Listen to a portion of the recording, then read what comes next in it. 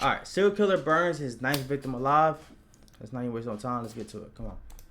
In a neighborhood in the city of Akron, CCTV Shout out Dr. Insanity. And two, why all these clips be in Akron, Ohio? Not Akron, Ohio, but Ohio, period. Ohio, like, bro, what type of server they got going on? records a man in a jumpsuit walking up to a house. Seconds later, what could only be a nightmare begins. Akron 911. Well, I got a fire going on 4th Avenue. It's fully engulfed. I think there's people in the house. It's blazing, man. It's blazing. Up here quick. I can feel it. The lights are going out. It's burning quick, man. If somebody's in there, they're dead, man. As the flames engulf the house, the mysterious man disappears.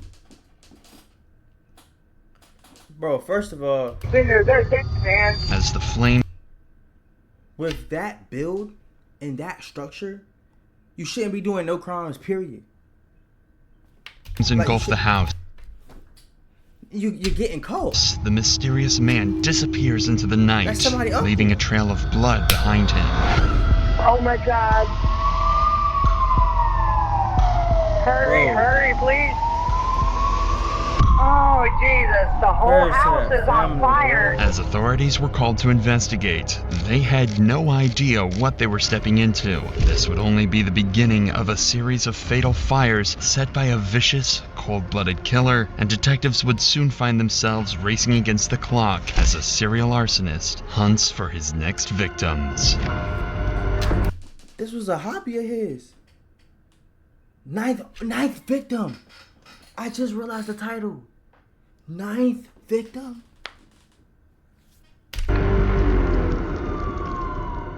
The night of April 17th, 2016 was uneventful for 66-year-old Lindell Lewis. He had just gone through a hip replacement surgery and was resting at his home on 719 Fultz Street, being looked after by Gloria Jean Hart, his girlfriend at the time. However, this night would be different. This night would plunge the once peaceful city of Akron into sheer terror.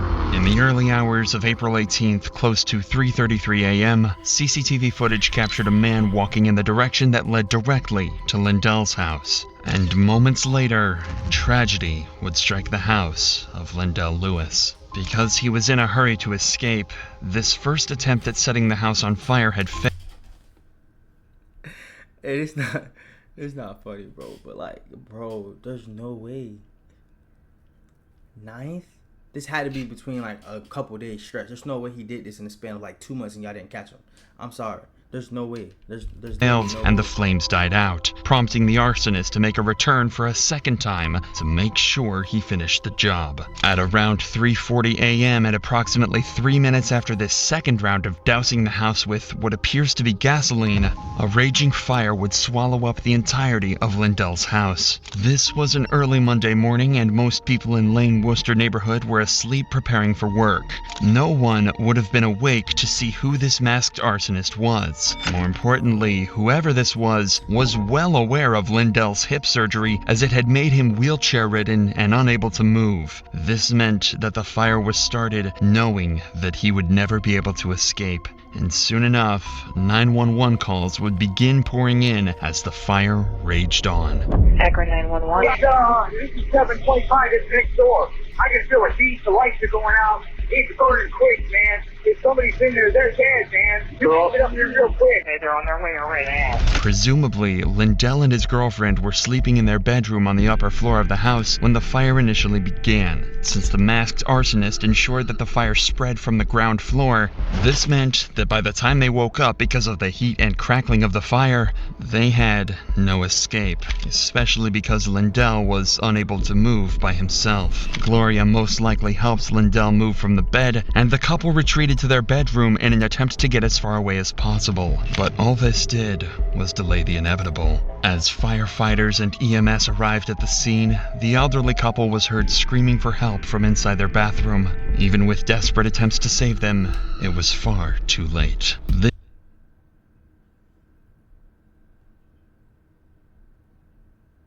Bro, prayers to their family, bro.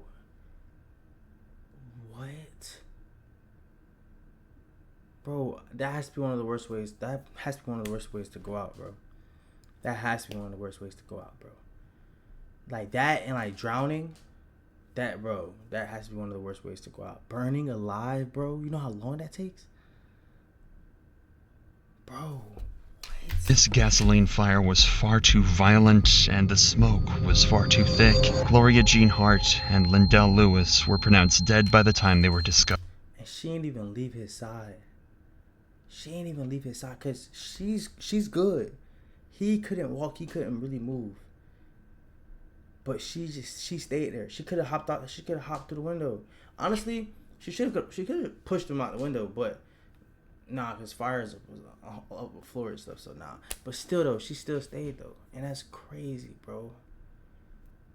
And if he knew he couldn't move, what did he do? Like, what did he do? A tragedy like this was unheard of in Akron, not only because of the fact that there was now an arsonist on the loose, but because no one knew who his next victim would be. Because as it turns out, Lindell and Gloria were only 2 of his 9 victims to come. Kids, bro? Are you dead ass kids, bro? For one, not only that, there's no correlation to this, bro. There's none. There's literally none. He did this for recreational purposes. There's no correlation. There's like, sometimes with serial killers, if they going on a killing spree, they like people that did something to them or people that they know, like it'll look, you know what I'm saying? It'll look like what it look like. But in his case, bro, they don't know him. They don't know her. All these babies and kids are not like. He did this for the love, for like, bro, like, he did this for recreational purposes, bro. The hunt for this masked murderer was on, and soon enough, detectives had a lead. During the night this fire occurred, the suspect had fled in this direction immediately after his second attempt. This meant that whoever this was lived in this general vicinity, and considering this, the very first suspect would be Stanley Ford. Stanley was a peculiar man. He often claimed to be a guardian sent by God and would spend his days sleeping so he could stay awake at night to watch over the neighborhood.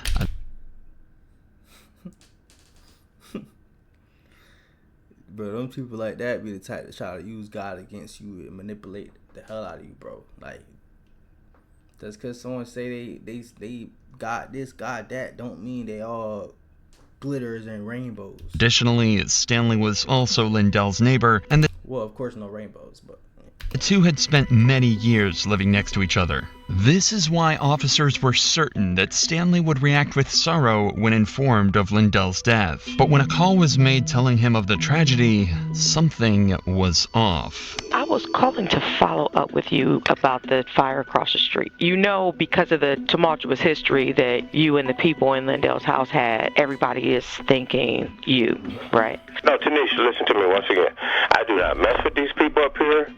Them guys try to get me to come on and engage with them. Them guys was nasty. They had prostitutes in and out all night. They was dealing with homosexuality. Them people was just bad people. I didn't do nothing to them people. Them people were just mean. I mean, listen here. When they moved up here, Tanisha, they stole everything that wasn't bolted down. He did it. He did it. For sure. He did it. Bro, you talking about they was bad people ever since they moved, bro. All that stuff he had it already in his chest.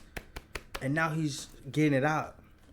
He did it or he had something to do with it, or he happy that it happened. And if he's happy that it even happened, you gotta watch out people like that. Well, Mr. Ford, this is my concern. What's your concern? Is that how to make people believe that it wasn't you. Tanisha, you either take my word or you don't. That's all I can tell you. Well, we do He did it. have another option. What's that? The polygraph. Suspiciously, not only did Stanley refuse a polygraph test, but officers believed his reaction to be endorsing Lindell's death rather than mourning it. This was likely because of a lull in the two's relationship that stemmed from their arguments about property boundaries and maintenance. However, in all fairness, this case was not limited to Lindell alone. In fact, Stanley was infamous for often disputing with neighbors when it came to property boundaries. All things considered, Stanley was only seen as a weird and obnoxious neighbor rather than someone who would burn a house down. For now at least, he was not the most prominent suspect, as detectives began to believe that the one responsible for this fire may have been someone inside Lindell's house. The night the fire occurred, Lindell and Gloria were not the only ones in the house. Thomas Hugley and Garrett were two of Lindell's friends who were going through tough times due to financial constraints. Lindell was kind enough to offer the two of them a place in the basement of his home. Fortunately, Thomas escaped before the fire could swallow up the basement, but Garrett, on the other hand, just so happened to be somewhere else that night. By April 22, 2016, Akron detectives would call in Garrett for an interview to find out what really happened. First, let me say that I hate having to put you out there like that. Like all of That was terrible. Like, what the heck? Heck. You cuss, that's my first language. But I was worried because they said you lived down there, and I hadn't seen or heard from you, so I waited. Yeah, I was there earlier that day because I was over my auntie's house doing a job for her. Mm-hmm. Now, what's her name? Shit. Williams. I forgot her last name. Her husband. She works across the street right there. Okay. Now, I ain't trying to, stir your brain, because the main reason I wanted to find you, make sure, one, that you safe and you okay, and to find out. I didn't know nothing about it until my sister then called me, and Mr. Hughley called me. And what did they say? They said the house burned down, but they didn't tell me nothing about nobody got hurt in there. And then my best friend. What you about Linda? For detectives, it is definitely odd that Garrett is taking so long to remember the finer details, but this is nothing conclusive as of now. However, they are confident that by poking deeper, they might be able to find some clues. Have you heard about anybody who got a beef with him? No, that I know of. Now, what was that thought you just had? That was that I know of. Nobody I know right off the head. That don't seem like the truth. It seems like you're choking on the truth. I said, I don't know offhand, because I didn't know the people he knew. It's obvious you just had a thought. Do you just not want to speak because all of us in here, or no? You not want to speak because you're at the police station? I don't know. You definitely had a thought right there. All I know is they report to have a restraining order on that guy across the street. I don't know. He knows something, but I don't think it's him though. I don't think it's him. But I definitely think that getting him to crack, he knows something. Like he knows something. I don't think he don't got the same build or the same, like he don't got the same archetype as the dude in the video, unless he's lost weight or something. But stand something. That's all I do. Stanley's name has once again crept into the conversation. Yeah. In fact, rumors about Lindell and Stanley's conflicts had already spread like wildfire, and he was on his way to becoming suspect number one. But for detectives, this could mean anything. Stanley would alternatively be the most suitable for Garrett to pin his crimes on, a neighbor with a god complex who had frequent conflicts with Lindell. Furthermore, Garrett has not given any details about his alibi. All we know is that during the night of the fire, he was at his aunt's house and was spending time with his niece. This is why detectives would not let up putting pressure on Garrett. You're the only person that ain't even gave a scenario. And that kind of made me suspicious. Scenario means of anything that you might have heard or thought. You're the only one. But I don't know nothing. I wasn't there. I know you weren't there. I wasn't been there in a couple of days. You weren't there, but you're the only one. All right, let's do it this way. The night of the fire, the night it happened. I was at my niece's house. What time did you get there? I don't know what time we got there. Was it light outside or was it dark? I don't know. We was intoxicated, what can I say? Who were you with? Me and my niece. And what time did you leave there? The next day, I think. What time did the fire happen? I don't know. Thomas told me it was. What you mean you was intoxicated with your niece when you at your aunt's house? Wait, he was at his aunt's house with his niece. Wouldn't that be your cousin? If it's your niece's, if your niece is your aunt's daughter? I'm tripping. Am I botting? I don't know, but drinking with your niece. 3 o'clock in the morning. I don't know. Let me ask you this question: was you going to the funeral today? Yes. You know what time it is? It's probably at 10 o'clock.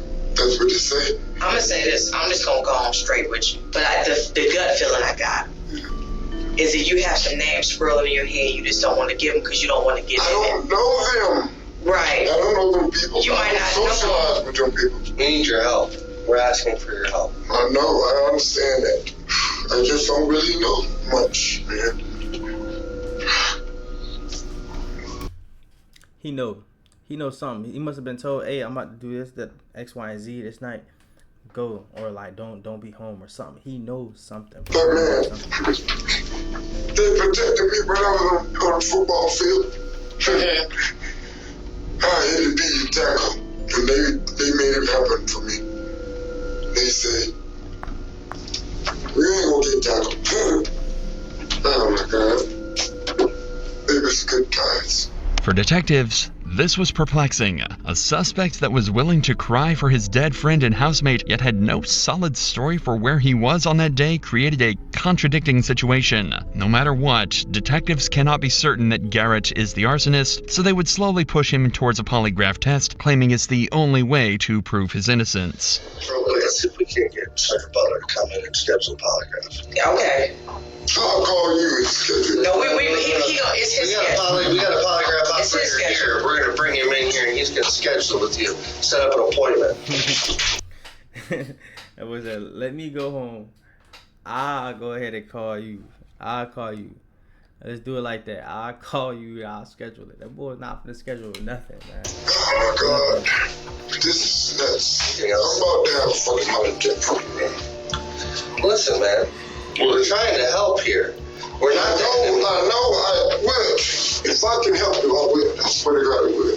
Well, if you need to get something off your chest and let us know something that you know, you will feel a whole lot better that you're our key to information about who's. Why me? Why y'all putting it on me? I wasn't even because you there. lived in the house for 2 years. Yeah, but I was never there, honey. And you're saying that you don't know or have heard anything about any. I have not. I haven't been here long enough to hear the anything. car fire that happened in 2013, and you were in the house.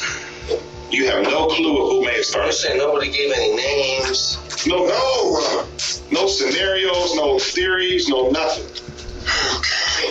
It's just not plausible, sir. I mean, that just goes on in a normal conversation. Who do you think did this? I don't know. That's just part of a normal conversation. Even though Garrett just agreed to the polygraph, just moments later, he would have second thoughts. Mr. Garrett, this Sergeant Butler. He's How you doing, sir? You're saying you want to. Bro, this is even a scary situation if you didn't do nothing at all, though. Like, honestly, some people are sometimes, like, scared like that or, like, antsy or whatever because they genuinely don't know or they genuinely didn't do nothing. In his case, I didn't feel like he knows something because there was a lot of times where he was about to say something and then he didn't say it. So, like, but still, though, there's some people who will freak out like this, who don't want to do a polygraph test because they genuinely didn't do nothing. And sometimes people don't trust those type of tests, bro. Like, Why don't you take a polygraph anyway? You just said you would. You want to. You said, while we at it, let me take a polygraph. I didn't say that. I said I probably would. I said I would if I needed to. Well, it's coming down to a need. Oh, really? Yes, sir. Yes, it is. Okay. Go ahead and talk to Sergeant here. He'll explain things. Is this something that you'd be willing to do, is take a polygraph? No, I changed my mind. That ain't working. Why is that working like that? You volunteered. I didn't mean that. I said I might. Usually, suspects are never legally obligated to undergo a polygraph test. Even if they did, these tests are not presentable in court due to a lack of accuracy and reliability, since results are affected by several factors like anxiety and mental and physical health. that's what I'm saying. So it's like sometimes people don't want to take a lot of tests or a polygraph test because let's say if you like you said, if you're nervous or people just deal with anxiety or people just be overwhelmed, the answers could be steered the wrong way. So, and with even if you're in a situation where you don't know nothing or you literally don't want nothing to do with the situation, you kind of still are scared to even, take that. So, Garrett's insistence that he is innocent and was not at Lindell's house often, detectives are stuck with no other suspects. Their only remaining choice was Stanley Ford, the self-proclaimed neighborhood guardian. But at this point, this was more of a gut feeling for detectives, as they could not put up a plausible case against him for an arrest. In their eyes, many suspects were just as suspicious as Stanley, if not more. This meant the Arkan arsonist was still on the loose, and maybe these investigations had scared him. because things seemed to settle down. For the entirety of 2016, there were no more fires, and most began to forget about the incident. However, this peace would soon come to an end. He's the guardian of the neighborhood, right? So if you the guardian of the neighborhood, he didn't call to ask about the case, call to make sure them people were straight, call to, maybe that's just like my thought process, but like if he's the guardian, he want to make sure the neighborhood is taken care of. Yeah, I don't know. On January 23, 2017, someone set fire to a vehicle on 723 Russell Avenue, just a few blocks away from the first fire. The next 2 months would be another wave of silence from the blocks away from the fire to a On January 23, 2017, someone set fire to a vehicle on 723 Russell Avenue, just a few blocks away from the first fire. The next 2 months would be another wave of silence from the arsonist until May 15, 2017, when close to 3 a.m., Lane Worcester neighborhood was given another rude awakening. Multiple people are dead after a house fire in Akron this morning, and at least some were children. The Akron Fire Department says the home was fully engulfed when they arrived. The heat was so high, a staircase melted away. The exact number of victims has not been released. A fire on 693 Fultz Avenue had resulted in the death of 7 people. 35-year-old Dennis Huggins and 38-year-old Angela Boggs, along with their 5 children. Bro, that's so sad. Look at these cute little babies, bro. A whole life ahead of you. And, bro, I'm not gonna lie, whoever this is, bro, pack them up, bro. Aged between 16 months and 14 years. This was the second major fire after the Lindell home was burned to a crisp 13 months prior. The fire had started in trash cans placed at the front of the house and spread quickly through the porch into the home. However, this was no accident. According to a forensic analysis, an accelerant identified as gasoline was dumped into the cans. The flames were intense and enveloped the house within seconds. There was no room for escape. And just like the first fire, all 7 victims were found huddled in corners of the home as they had been trapped by the smoke and flames. The bodies had been burnt so badly that the only way to identify them was through a DNA test. This was a tragedy, but compared to the first fire, finding the suspect this time wouldn't be hard, as there were only 2 options. The first was Patrick Boggs, who had a bit of history with Angela Boggs, the mother of the children in this fire. Patrick Boggs served 12 years in prison for dousing Angela in kerosene and threatening to set her on fire in 2001. He was a violent man and had even tried to stab someone, making him a very plausible suspect. But even with his past, Patrick was quickly discarded as cameras provided he had never left his home in Ohio. More importantly, an extensive polygraph test proved that Patrick was telling the truth about not being involved in this crime. However, his role in these murders wouldn't end here, as we'd later find out. For now, the only remaining suspect was a familiar face, one that was a common denominator in both fires: Stanley Ford. And this time, officers were prepared to gather. That's him. He did it. That's the build. That's the build. That's the build. That's him. For a mountain of evidence against 100%. him. They treat me like I'm a suspect, man. I'm not a suspect. The first step was to obtain a search warrant for Stanley's home, which would result in a crucial piece of evidence being found: worn out tennis shoes that had been covered in an accelerant that just so happened to be gasoline. But the evidence wouldn't end here. One of the detectives would decide to have a one-on-one conversation with Stanley in his car, and what he says would be nothing short of disturbing. No, listen what I'm saying to you, Stanley. This is so wrong, Stanley, listen what I'm saying to you. Embarrassing to my neighbors. Listen what I'm saying. You mentioned some things last night about there's some bad people at the house, or? Well, to me, I thought they was bad kids. Well, the stuff they was just doing immature stuff in the neighborhood. Like what? Shit, kicking vehicles, rear view mirrors, busting them out and stuff like that. Is that a good way to get rid of somebody moving out the neighborhood or get rid of that? No, I wouldn't do that. I wouldn't do it like that. Why would I do that? I wouldn't do it at all.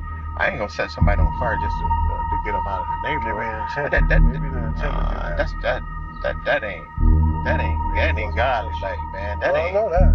That ain't human nature, like, that. man. Yeah, that's evil. That's pure evil, right? Man, I'm not evil, man. Bro, so the first dude or the first couple, he sat there and said, "Oh, they this, they that, they this, they that." He's like steady, like bad mouthing the individuals and having these reasons created in his head that goes to like show like why he did this shit. And then he's using God to kind of like get out of it in a way of like, oh, that's not godly. Oh, like, bro, people like this are scary, bro. People like this are scary, bro. Yet another instance of Stanley Ford justifying not only the deaths of the couple, but of their 5 innocent little children too. Just like in the murder of Lindell Lewis, there was a pattern of pure hatred towards the victims. A pattern. You know it's not godly? What he just said, pure hatred. That's not godly. So you even having all these things to say about somebody, that's not godly. Like, so disgusting that Stanley felt it was his God-given right to purge anyone who upset the guardian of the neighborhood. In this case, Stanley often accused the family of dealing drugs, damaging his property, and engaging in illegal activities, which only fueled his hatred towards them. Several neighbors had witnessed heated exchanges between the couple and Stanley leading up to the fire. Not only that, but the night of the fire, neighbors mentioned how they saw Stanley continuously patrolling the house. This would be corroborated by CCTV footage that would not only catch Stanley walking towards the house right before the fire, but also running away from it after. If all of this was not compelling enough, there would be one last piece of evidence that would solve the mystery of the Arkan arsonist. Take a look at this footage from the 2016 fire of Lindell's home. Now, matching this with the footage from the 2017 fire, and matching both with the footage from when police spoke with Stanley in the neighborhood, there is one correlation. The way the suspect walks is exactly the same.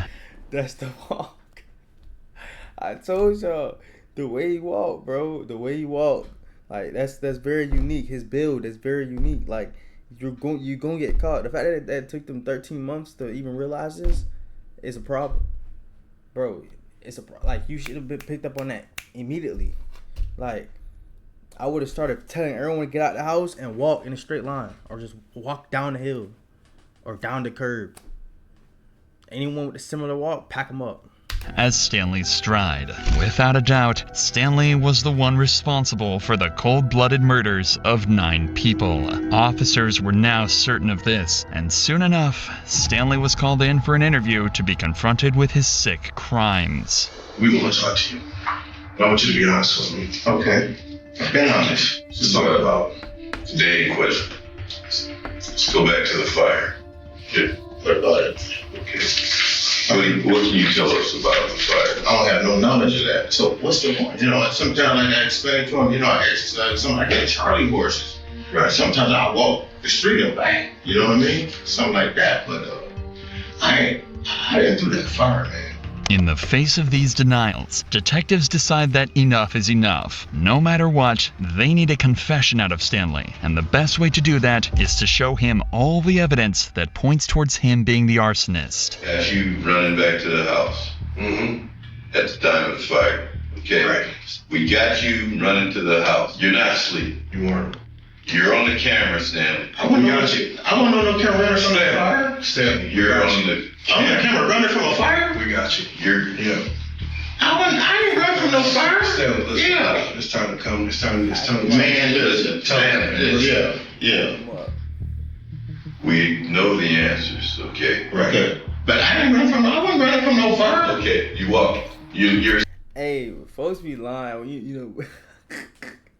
You know, folks be lying when their voice gets squeaky. Like, when they start making like a little high pitch, like, oh, we wasn't lying. Like, you know he lying. That's how you just know. You see the fire, okay? You're at the fire. No. I'm not at no fire. You're at the fire.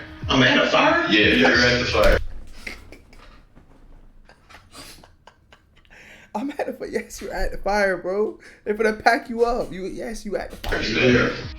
We need to hear your side of the story. Johnny, I'm being honest, man. I didn't do anything. I mean, I can't look at somebody and do. I would have did that. I got too much to lose, man. We got all the pieces. We know the answers. This is what we want to know. Is there some reasoning or some kind of something that happened, man? Did somebody piss you off or somebody do something? No. So maybe why? Maybe, like I said, maybe you're trying to send a message. Okay. I wouldn't set nobody on fire. I'm allowed to walk the neighborhood. I wasn't at nobody's house. I'm walking. Explain why you running back from the house. I didn't do that. Oh yeah, I'm telling you, I got it wrong. Well, you know. Okay, we got you. Often a suspect will refute their crimes even in the presence of concrete evidence, as this would still give them a fighting chance in court. In this case, Stanley is doing exactly this, and no matter what detectives say, he won't be cracking anytime soon. Y'all believe that I did it? No, we proved it. Bro, that man got a wedding band on? Bro. This man married. Doing shit like this. Like, bro, where's his wife at? I didn't do that. I wouldn't have dared to did that, man. You want me to explain the charges to you, or do you want to explain them? I didn't do it. I'm serious. I didn't do it. I'm not going to admit to that. I didn't do it. If I did, I admit to it. I didn't do that. Let me explain the charges. Go ahead. Okay. You have 7 counts of aggravated murder. However, this would be far from the end of Stanley's saga. Because he never admitted to anything and had a history of being mentally unstable, there was a chance that he could get away completely scot-free in court due to his mental status being absolved of all his crimes. 62-year-old Stanley Ford's trial would begin on Monday, August 30th, with the prosecutor, Michael D'Angelo, making his opening statements that focused on correlating the masked arsonist with Stanley Ford. That timeline, his statements, and the similarities of his actions show his opportunity. And ladies and gentlemen, the evidence, all of that will reveal his identity. And that will show you that when the defendant gets angry with his neighbors, he sets their property on fire and he kills them. And at the conclusion of this case, Mr. LaPrinzi and I are going to ask you to find the defendant guilty of all the charges and all of the specifications. Stanley's defense, on the other hand, knew the kind of uphill battle. Bro, imagine being a lawyer. Like, that's one thing about lawyers is that, I don't know, I feel like I got too much like just my morals. I won't be able to just be hired by, even though that's their job, that's how they feed their family. So like, okay, cool, but bro, you really gonna wake up, plan, strategize on how you can get this person scot-free when you know that this man is guilty. Well, sometimes people lie to lawyers all the time, but I'm just saying, like, that they were facing, and decided that the best approach would be not to prove Stanley's innocence, but to is that like known? Like, do lawyers like deny jobs or deny like cases? Prove the suspicions of his identity. A lot of the evidence that you're going to be presented to is not in dispute. It's not a dispute that there were 3 fires set. It's not a dispute that all 3 fires were set intentionally. And it certainly is not a dispute that there were 9 deaths. The coroner, the medical examiner is going to come in, talk to you about the homicides that she ruled, and then the cause and the manner of all 9 of those deaths. Those facts are not in dispute.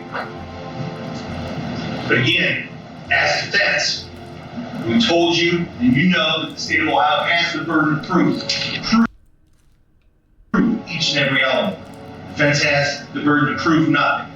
On the surface, this might seem like an open and shut case, but Stanley's defense has planned for these hearings thoroughly and knew exactly who to blame, because there was one person who could turn the tides in Stanley's favor: Patrick Boggs, the same man who was the initial suspect for the second fire. When Patrick was arrested, the most conclusive evidence to dispel suspicions was his polygraph tests, but these tests are not admissible in court. This meant that when lead detective Troy Looney was called to the stand, he could do nothing but watch as the defense twisted this case. You knew during the course of your investigation in 2001 that Patrick Boggs tried to set Angela Boggs on fire, correct? Correct.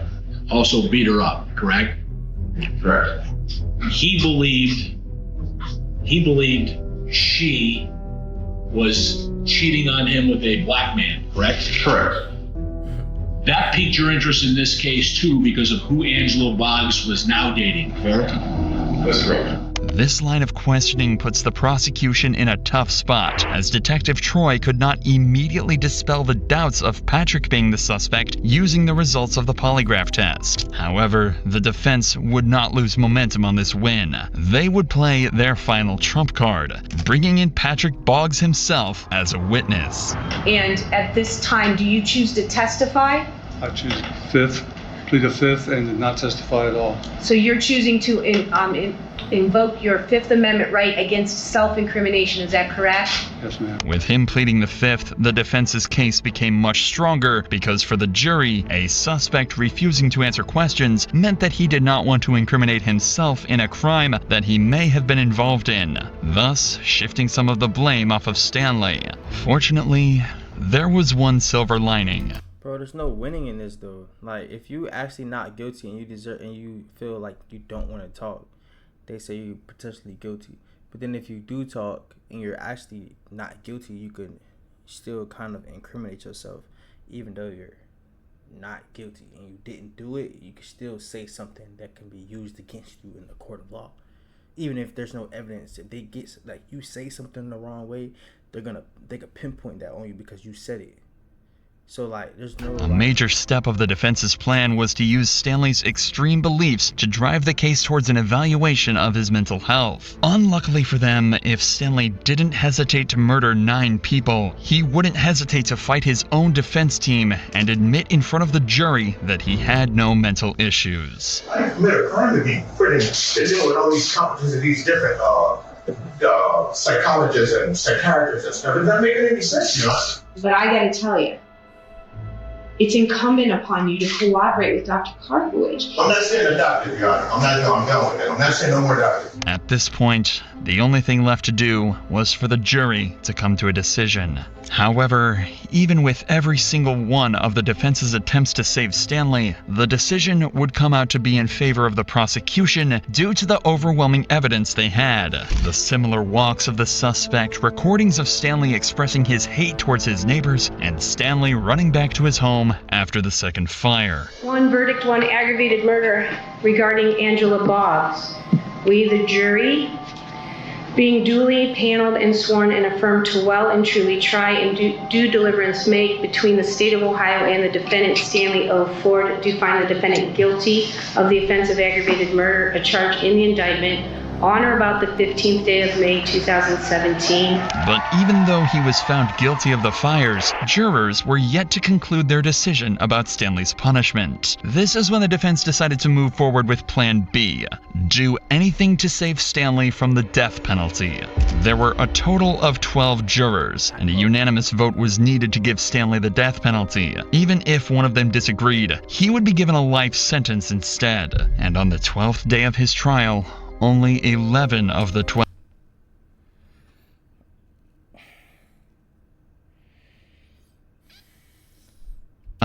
would vote in favor of the death penalty. The defense... That's like, bro, probably not hitting off of one leg, bro. I don't wish death on nobody, though. I'm not wishing death on this man. But at the same time, bro, you did just, like, kill 9 people and kids that had a long life to live. So I'm never going to wish death on nobody. I feel like life sentence is kind of more, cruel because they get to live through that every single day. And plus, he going to meet somebody in there. They're going to find out what he did. And, successful in their attempts to save him, as just one juror disagreed, feeling that he should only be given life in jail. But even his life sentence would not be kind to him, because for every single year of his life, he would be reminded of his sick and disgusting crimes. Stanley Ford would receive 9 consecutive life sentences for every single one of his victims, without the possibility of parole, plus an additional 21 years, and of parole plus an additional 21 years. Bro, so you got 9 consecutive life sentences. So, bro, when you die, you gonna do another one. You die, you do another one. You die, you gonna do another one. And then gonna give you, and then they say that life sentence ain't even enough, bro. We gonna, on top of that, we're gonna do 21 years on top of that. Years. And to be reminded of his crimes, for every single date of the fire and for every single birthday of the 5 children he murdered, Stanley would be given solitary confinement. They do that? That's actually... Children he murdered, Stanley would be given solitary confinement, a punishment that he will have to endure for the rest of his life. Oh, that's actually tough. W court system.